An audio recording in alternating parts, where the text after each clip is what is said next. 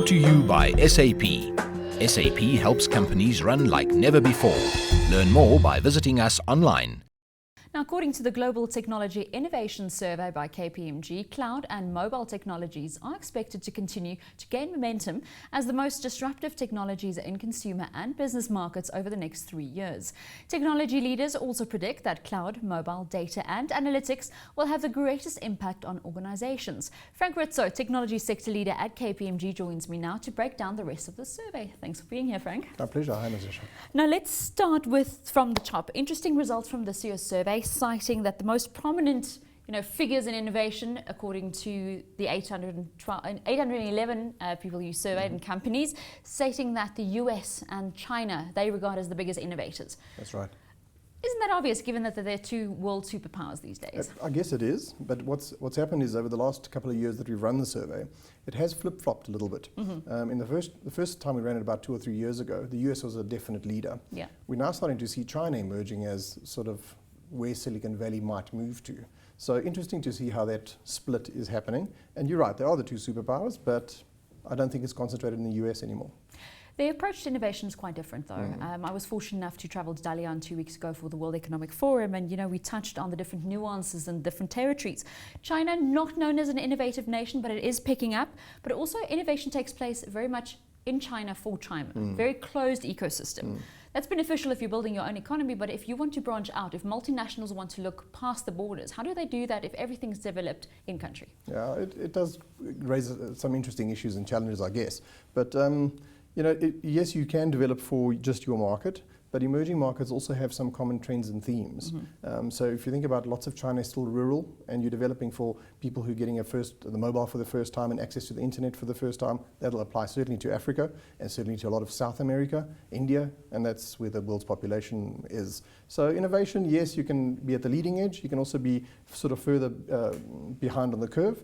Both are relevant and valid in our current environment. You spoke about emerging markets. Obviously, the BRICS nations of countries, South Africa now include, much to say, we're the portal into the rest of Africa. China and Africa, the love story that's going on. How important is it to understand what's going on in innovation in China for relevance and investment into Africa? I think very important. And as you say, there is an increasing level of trade between, lots of African countries and China. So it's interesting to see if China is developing more into a sort of Silicon Valley type innovator. Lots of that technology will find applicability and a home somewhere in Africa. Big trend we're seeing in Africa is still mobile, and obviously there's lots of development still to go on that. As the number of mobile subscribers grow and they start moving from feature phones to smartphones, now you start getting access to more powerful things to do on that device. I think the Chinese experience will help us a lot on that. But speaking of the survey, Africa was excluded.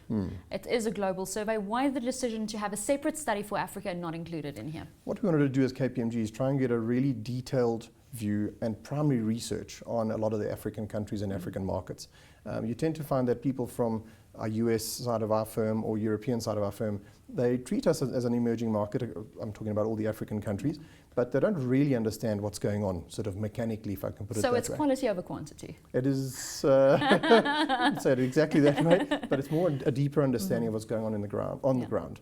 So as you know, there's infrastructure challenges on the continent. Yeah. We are getting over those. As that infrastructure opens up, it creates massive opportunity. Yeah. You may have seen there was an article last year sometime in one of the publications around the next internet billionaire will be from Africa, because this is where it's all going to happen. This market is so open to opportunity, and there's so much that can still happen and technology that can be leveraged here.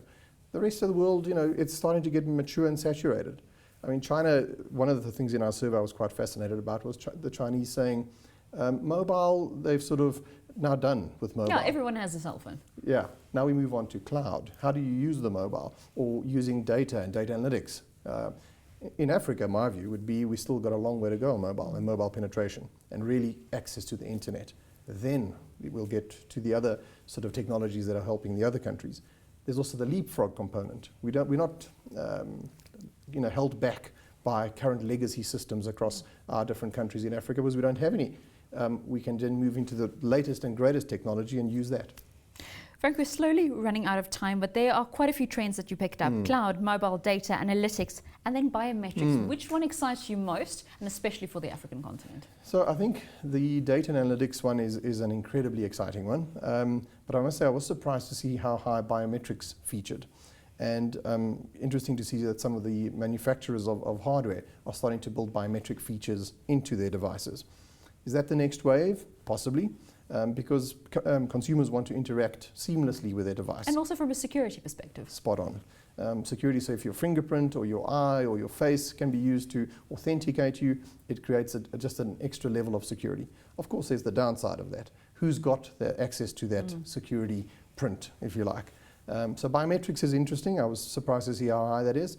Biotech is also quite high on the list, but data must be the big one, especially if you think about how we are using our mobile devices across the continent, moving mobile money, which was, sort of invented here in Africa.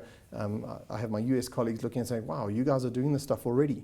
A lot of the world is still not getting their heads around mobile money.